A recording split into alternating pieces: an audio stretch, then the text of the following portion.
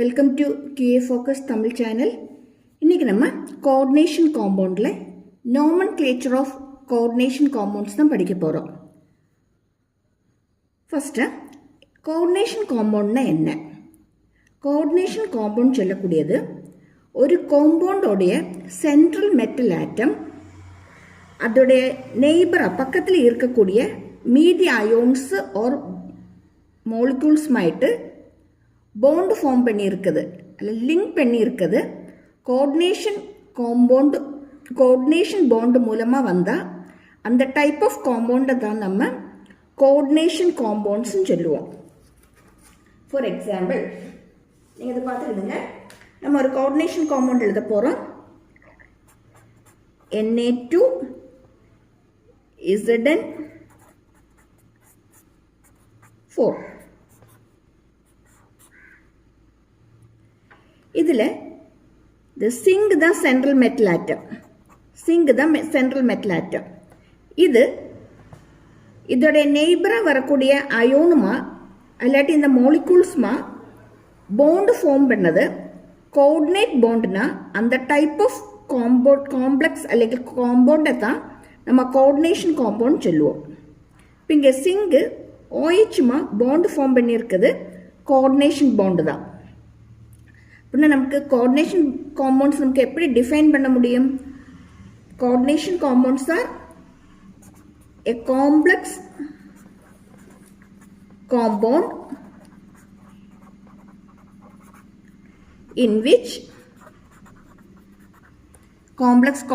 in which the central metal atom linked to other ions or molecules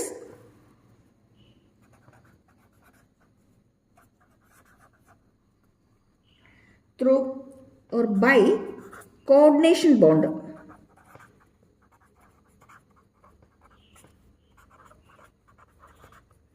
இந்த எக்ஸாம்பிளில் sink தான் central metal ஆட்டம்.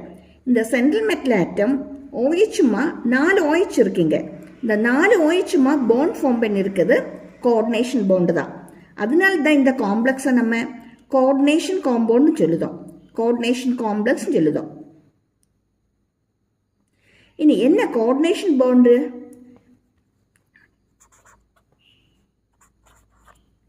ரெண்டு அயோன்ஸ் இல்லை 2 atoms bond form பண்ணி இருக்கக்கூடியது. இதில் ஷேர்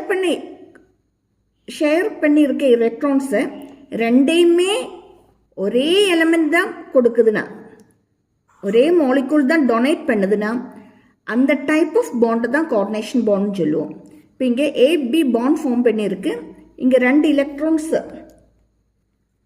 இந்த பாண்டில் கண்டிப்பாக 2 எலக்ட்ரான்ஸ் இருக்கும். இந்த 2 எலக்ட்ரான்ஸையுமே A தான் டொனேட் பண்ணியிருக்குன்னா அந்த டைப் ஆஃப் பாண்டு தான் கோஆர்டினேஷன் பாண்டுன்னு சொல்லக்கூடியது. 2 lone pair of electrons, both lone pair of electrons are donated by the same atom. ஒரே ஆட்டம் தான் 2 எலக்ட்ரான்ஸையுமே டொனேட் பண்ணியிருக்குன்னா அந்த டைப் ஆஃப் பாண்டை தான் நம்ம கோஆர்டினேஷன் பாண்டுன்னு சொல்லுவோம். இந்த கோஆர்டினேஷன் காம்பவுண்டில் ஃபுல்லாக இந்த சென்ட்ரல் மெட்டல் ஆட்டம் கோஆர்டினேஷன் பாண்டால் தான் அதோடைய நெய்பரிங்காக வரக்கூடிய பக்கத்தில் இருக்கக்கூடிய அயோன்ஸுமா இல்லாட்டி மாலிகூல்ஸுமா பாண்ட் ஃபார்ம் பண்ணியிருக்கு. கிளியர் ஆகிடுதா? ஓகே, இதோடைய நேமிங் பார்ட்டுக்கு போவதுக்கு முன்னாடியா நம்ம ஒரு கோஆர்டினேஷன் காம்பவுண்டோடைய இம்பார்ட்டன்ட் டேர்ம்ஸ் என்னெல்லாம் வருதுன்னு தெரிஞ்சிருக்கணும். அதுக்காக எகைன் நம்ம அந்த சேம் எக்ஸாம்பிள் எடுத்துடுவோம். Na2 Zn4.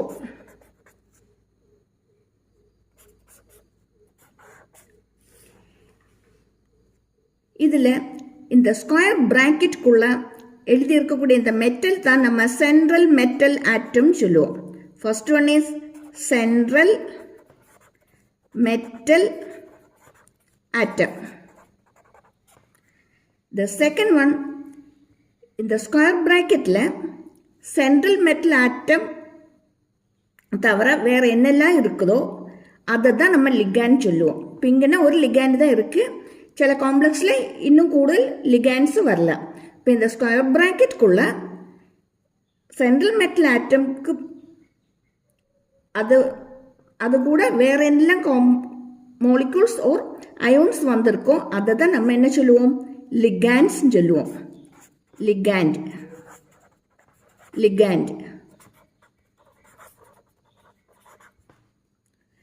இதுக்கு வெளியில என்ன எழுதியிருக்கோ அதுதான் கவுண்டர் அயன். இல்லாட்டினா அதுன நான் காம்ப்ளெக்ஸ் பார்ட்னு சொல்லுவோம். Non complex part, counter ion or non complex part.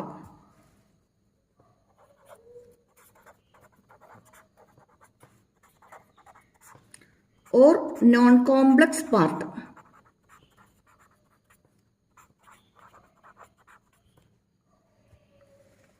இந்த ஸ்கொயர் பிராக்கெட் அதுக்குள்ள வரக்கூடிய எல்லாத்தையுமே சேர்த்துட்டு கோஆர்டினேஷன் ஸ்பியர் அல்லாட்டி coordination entity, coordination sphere or coordination entity.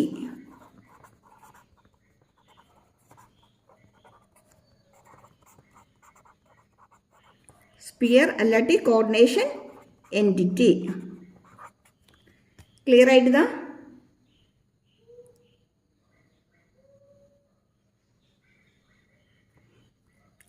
ഇനി ഇതിൽ வரக்கூடிய லிகாண்ட் மெயினா நம்ம 4 டைப்பா கிளாசிஃபை பண்ணுவோம். லிகாண்ட்ஸ் மெயினா 4 டைப் லிகாண்ட்ஸ் நமக்கு கிளாசிஃபை பண்ண முடியும். டைப்ஸ் ஆஃப் லிகாண்ட்ஸ்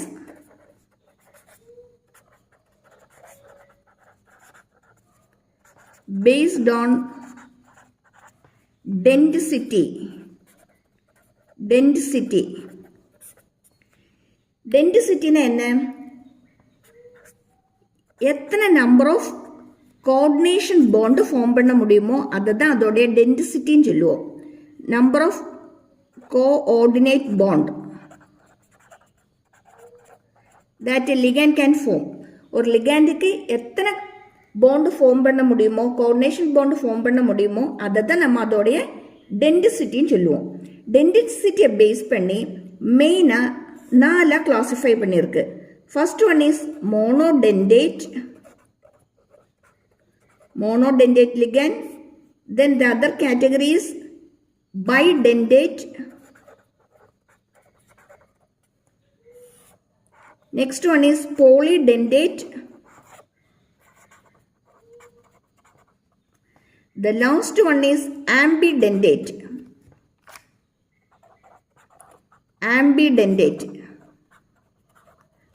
Main 4 classify பண்ணிருக்கு.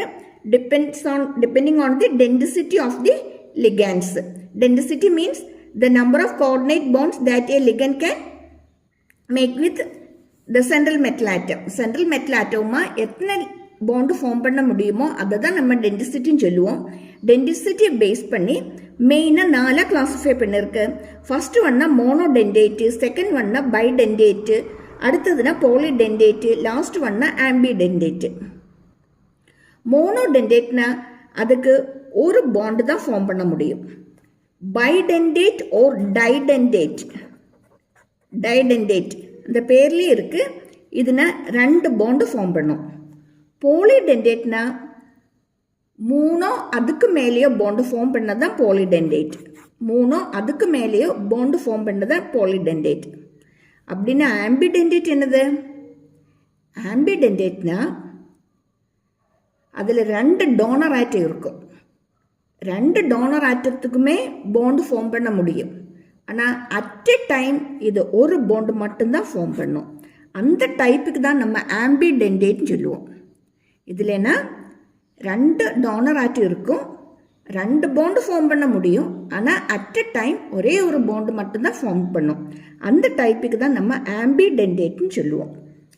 ஓகே, இந்த monodentate, bidentate and polydentate, ambidentate இதோடைய கொஞ்சம் எக்ஸாம்பிள்ஸ் பார்த்துக்கிடுவோம். எக்ஸாம்பிள்ஸ் பார்க்கும்போது மோனோடென்டேட் சொல்லும்போது இந்த ஃபர்ஸ்ட் எக்ஸாம்பிள் பார்த்துக்கிடுங்க. NH3 அதோடைய name amine, AMMINE, amine. Next one is H2 is aqua. NO is nitrosyl. இதோட நேம் எல்லாமே இம்பார்ட்டன்ட் தான். இது தெரிஞ்சிருந்தா தான் நமக்கு அதோடைய IUPAC நேம் எழுத முடியும். Then CO is carbonyl. CS, it is thiocarbonyl. X minus stands for halo. Halo means Cl minus, F minus, I minus, Br minus. That is chlorido, fluorido, bromido, iodo. Then X minus stands for Cl minus, bromido, I minus, iodo, then F minus, fluorido. Clear? Then next is Cn minus. Cn minus cyano, NO2 minus nitro, NO3 minus nitrato. Example for bidentate ligands are En. En is ethylene diamine. En is ethylene diamine, or it is ethane 1,2-diamine. Ethylene diamine or ethane 1,2-diamine. OX2 minus or C2O4 2 minus, that is oxalato. Oxalato important. படிச்சிடுங்க, படிச்சாதான் உங்களுக்கு naming செய்ய முடியும். போலிடென்டேட்டுக்கு ஒரு இம்பார்ட்டண்டான ligand தான் EDTA. இதோடைய density charge four தான். இதுங்க ethylene diamine tetraacetate. This is ethylene diamine tetraacetate. இதோடைய டென்சிட்டி 6. சார்ஜ் வந்திருக்குது 4 minus. ethylene diamine tetraacetate. Then ambidentate. Ambidentate நம்ம சொன்னோம். இதில் என்ன, 2 டோனர் ஆட்டம் இருக்கும். ஆனால் அட் எ டைம் ஒரு சிங்கிள் ஆட்டம் மட்டும் தான் பாண்ட் ஃபார்ம் பண்ணும். இங்கே பார்த்துக்கிடுங்க, சியும் என்னும் இதுக்கு ரெண்டுக்குமே எலக்ட்ரான்ஸை டொனேட் பண்ண முடியும். ஆனால் அட் எ டைம் சி மட்டும்தான் டொனேட் பண்ணுது. சி மட்டும்தான் இதில் டோனர் ஆட்டமாக வருது. அப்படின்னு இதுனா சியானோன்னு சொல்லுவோம். இதுதான் என் தான் டோனராக வருதுன்னா, என் டோனராக வந்துட்டுனா அது isocyano. Similarly SCN, that is thiocyanato. இங்கே சல்ஃபர் தான் டோனராக வந்துட்டுனா தயோசைனட்டோ. ஆனால் நைட்ரஜன் டோனராக வந்துட்டா ஐசோதயோசைனட்டோ. NO2 மைனஸ் நைட்ரஜன் தான் டோனர் ஆட்டம்னா இதை நைட்ரோ அல்லட்னா நைட்ரிட்டோ என் சொல்லுவோம். ஆனால் ஆக்சிஜன் தான் டோனராக வந்துட்டா இதில் நைட்ரிட்டோ ஓன்னு சொல்லுவோம். நைட்ரிட்டோ ஓ. இது எல்லாமே படிச்சுடுங்க, ரொம்ப இம்பார்ட்டன்ட். இது தெரிஞ்சால் தான் IUPAC நேமிங் செய்ய முடியும். ஓகேயா? ஓகே,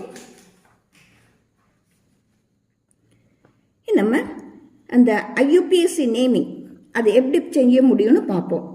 அதோடைய ட்ரிக்ஸ் என்னெல்லாம் வருதுன்னு மெயினாக பார்த்து விடுவோம். ட்ரிக்ஸ் எப்படி வருதுன்னு, IUPAC நேமிங்கோடைய ட்ரிக்ஸ் தான் நம்ம மெயினாக நம்ம இதில் டிஸ்கஸ் பண்ண போகிறோம். ஃபர்ஸ்ட் ட்ரிக்னா, எப்போவுமே நம்ம பேர் எழுதக்கூடியது லெஃப்ட் டு ரைட் தான் எழுதணும். காம்பவுண்டோடைய நேமிங் எப்பொழுதும் லெஃப்ட் டு ரைட் தான் எழுதணும். Left to right. Then in the case of cationic compounds,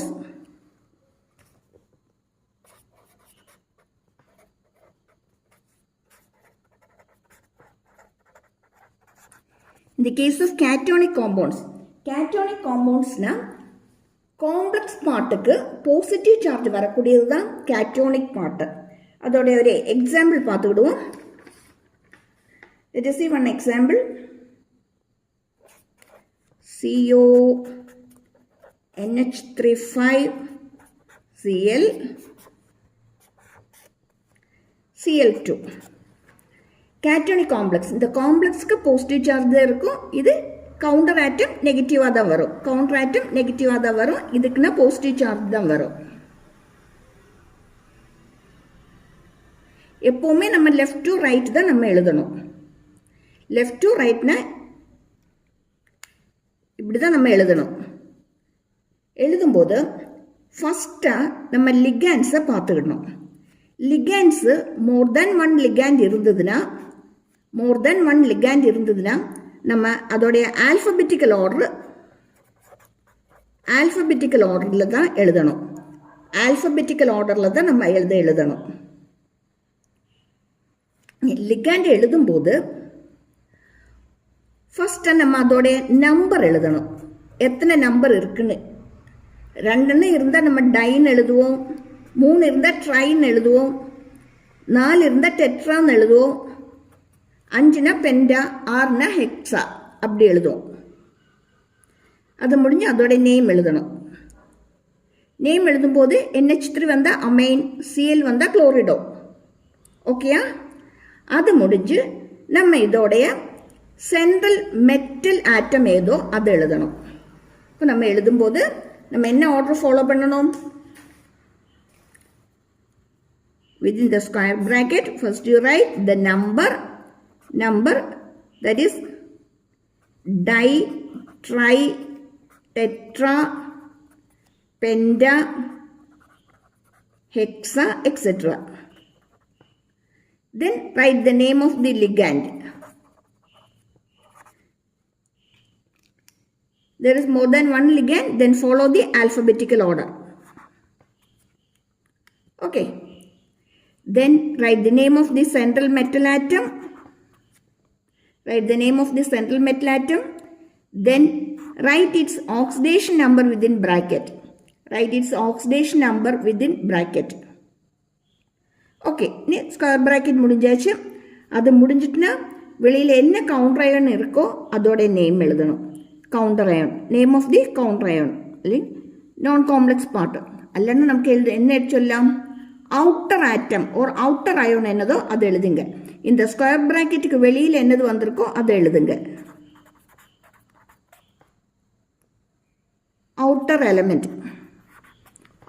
element ஏதோ அதை எழுதுங்க. அப்படின்னா இதோட பேரை எழுதி பார்ப்போம். இங்கன்னா NH3Cl அமைன் குளோரிடோ. ஆல்ஃபபெட்டிக்கல் ஆர்டரில் ஃபர்ஸ்ட்ல எதுதான் வரும்? அமைன் தான் ஃபர்ஸ்ட்ல வரும். அமைன் எத்தனை இருக்கு? 5 இருக்குன்னு.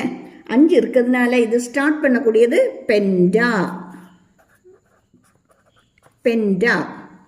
அமைன்,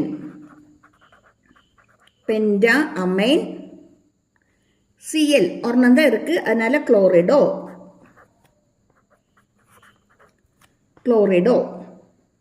இதோட சென்ட்ரல் மெட்டல் ஆட்டம் கோபால்ட். இதோட ஆக்சிடேஷன் நம்பர் நம்ம தெரியணும். ஆக்சிடேஷன் நம்பர் ஃபைண்ட் அவுட் பண்ணதுக்கு சென்ட்ரல் மெட்டல் ஆட்டத்துக்கு X கொடுக்கலாம். இதோட சார்ஜ் 0, Cl சார்ஜ் -1. இங்க Cl சார்ஜ் -1 தான், ஆனால் 2 இருக்குன்னா -2 வந்துடும். அப்படின்னா நம்ம டோட்டல் எழுதும்போது X + 0 -1 -2 = 0 போட்டுக்கிடுங்க.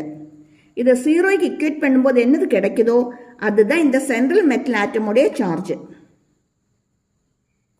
அப்படின்னா இங்க X -3 = 0 or X = 3. இதோட charge within bracket 3. Outer element chloride, அது நம்ம குளோரைடுன்னு எழுதுவோம். குளோரைடு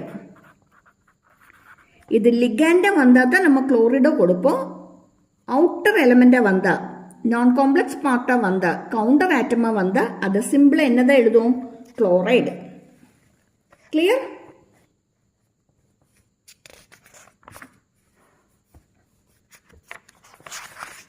அப்படின்னா கேட்டோனிக் காம்ப்ளெக்ஸ் வரும்போது நம்ம என்ன எழுதலான்னு பார்ப்போம். கேட்டோனிக் காம்ப்ளெக்ஸ் வந்துட்டுனா என்ன எழுத முடியும்னு பார்ப்போம்.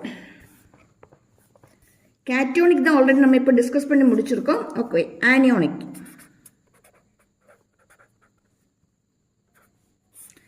ஆனியோனிக் காம்ப்ளெக்ஸ் வந்தால் அதோட நேமிங் எப்படி வருதுன்னு பார்ப்போம். ஆனியோனிக் காம்ப்ளெக்ஸுக்கு எக்ஸாம்பிள்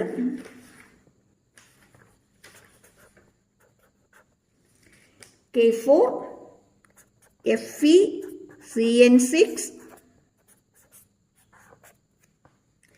Anionic complexனா இந்த காம்ப்ளெக்ஸ்க்கு நெகட்டிவ் சார்ஜ் தான் வரும். அதை ஐடென்டிஃபை பண்ணதுக்கு ஆனியோனிக் காம்ப்ளெக்ஸ்னா இதோடைய கவுண்டர் ஆட்டம் முதல்ல நம்ம எழுதுவோம். கேட்டோனிக்னா கவுண்டர் ஆட்டம் எண்டில் தான் வரும். இதோடைய நேமிங் எழுதுறதுக்கும் நம்ம லெஃப்ட் டு ரைட் தான் ஃபாலோ பண்ணணும். லெஃப்ட் டு ரைட் தான் ஃபாலோ பண்ணணும். அப்படின்னா இங்கே இருக்கக்கூடிய கவுண்டர் எலமெண்ட்டை இனிஷியலாக எழுதிக்கணும். அதோடைய நம்பரோ ஒன்றுமே எழுத வேண்டிய தேவையில்லை. கரெக்டாக அதோடைய பேரை மட்டும் எழுதிக்கிடுங்க. Potassium, potassium. Then within bracket first you write ligand. இங்கே ஆறுன்னு இருக்கு, அதனால இதை ஹெக்ஸா சானோ. இனி எழுதும்போது சென்ட்ரல் மெட்டல் ஆட்டமுடைய நேம் எழுதும்போது அதை கூட 8 ஆட் பண்ணிக்கிடுங்க. 8. இது ஆனியோனிக் எழுதக்கூடிய ட்ரிக் என்னன்னா, முதல்ல நம்ம அவுட்டர் எலமெண்ட் என்னதோ அதை எழுதுங்க. அவுட்டர் எலமெண்ட் எழுதுங்க. வித்தின் பிராக்கெட்டில் முதல்ல நம்ம நம்பர் ஆஃப் லிகண்ட்ஸ் எழுதுங்க. அது நேரமே சொன்னது மாதிரி தான், டை, ட்ரை, டெட்ரா அந்த மாதிரி போட்டுக்கிடுங்க. தென் லிகண்டோட நேம் போட்டுக்கிடுங்க. மோர் தென் 1 லிகண்ட் இருந்தால் அங்கே நம்ம ஆல்ஃபபெட்டிக்கல் ஆர்டர் ஃபாலோ பண்ணிக்கிடணும். தென் சென்ட்ரல் மெட்டல் ஆட்டமோட நேம், அது எண்ட் பண்ணக்கூடியது எப்போவுமே ATE போட்டு தான் எண்ட் பண்ணணும். எண்ட் பண்ணக்கூடியது எப்போவுமே ATE போட்டு தான் எண்ட் பண்ணணும். அதுக்கு பக்கமாக அதோடைய ஆக்சிடேஷன் நம்பர் போட்டுக்கிடுங்க. அவ்வளோதான், முடிஞ்சாச்சு. அப்படின்னு இங்கே நம்ம பொட்டாசியம் எழுதிட்டோம், ஹெக்ஸா சியானோ எழுதிட்டோம். இனினா அயன் சென்ட்ரல் மெட்டல் ஆட்டம் கூட ATE போட்டு தான் எழுதணும். இது நம்ம அயோனேட்னு சொல்ல மாட்டோம், ஃபெரைட்னு தான் சொல்லுவோம். ஃபெரைட். தென் இதோடைய ஆக்சிடேஷன் நம்பர் என்னன்னு தெரியணும். இதோடைய ஆக்சிடேஷன் நம்பர் என்னன்னு நம்ம ஃபைண்ட் அவுட் பண்ணணும். ஆக்சிடேஷன் நம்பர் ஃபைண்ட் அவுட் பண்ணதுக்கு பொட்டாசியத்துக்கு +1 தான், 4ன்னு இருந்தால் 4 வந்துடும். இங்கே நம்ம எக்ஸ் போட்டுக்கிடுவோம். இதோடைய வேல்யூனா -1. அப்படின்னா 4 + x -1 6ன்னு இருக்குன்னா 6 இருக்கு, 6 number. -6 = 0. or x - 2 is equal to 0 or x equal to 2. Therefore, here the oxidation number is 2. Complete ஆயிட்டது. பொட்டாசியம் அவுட்டர் எலிமெண்ட் எழுதிட்டோம். ஹெக்ஸாசியானோ லிகண்ட் வந்துட்டு, ஃபெரைட் சென்ட்ரல் மெட்டல் ஆட்டம் வந்துட்டு, அதோடைய ஆக்சிடேஷன் நம்பரும் எழுதியாச்சு. அவ்வளோதான். ஆனால் நமக்கு தந்திருக்கக்கூடிய காம்ப்ளெக்ஸ் நியூட்ரலாக இருந்தால், நியூட்ரல் காம்ப்ளெக்ஸாக இருந்தால் நம்ம எப்படி அதோடைய நேம் எழுதுவோம். நியூட்ரல் காம்ப்ளெக்ஸாக இருந்தால் நம்ம அதோடைய நேம் நம்ம எப்படி எழுதுவோம்னு பார்த்துக்கிடுவோம். நியூட்ரலாக இருந்ததுன்னா NH3 twice Cl2.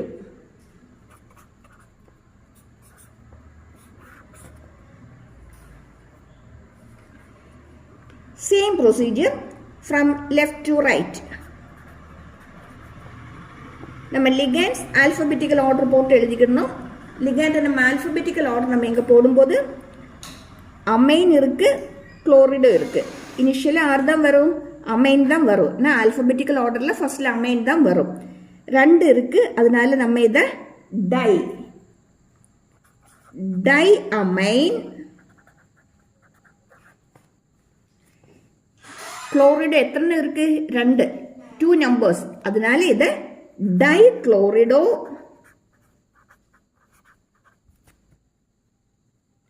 இனி platinum, central metal atom platinum. அது கூட நம்ம 8 ஒன்றுமே சேர்க்க வேண்டியதில்லை. ஆனியோனிக் வந்தால் தான் நம்ம என்ன ஆட் பண்ணணும்? 8ன்னு ஆட் பண்ணணும். இங்கே நியூட்ரலாக வந்துட்டால் ஒன்றுமே செய்ய வேண்டாம், ஜஸ்ட்டாக சிம்பிளாக அதோட நேம் மட்டும் எழுதிக்கிடுங்க. வித்தின் பிராக்கெட் அதோடைய oxidation number. again same procedure. இது எக்ஸ் எடுத்துக்கிடுங்க, இதோட இது 0, இதுனா -2. that is x plus 0 minus 2 equal to 0. அப்படின்னா x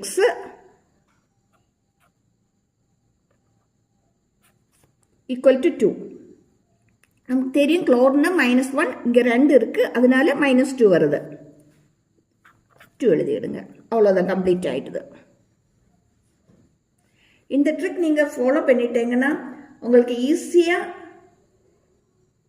கோஆர்டினேஷன் காம்பவுண்டோடைய நேமிங் எழுத முடியும்.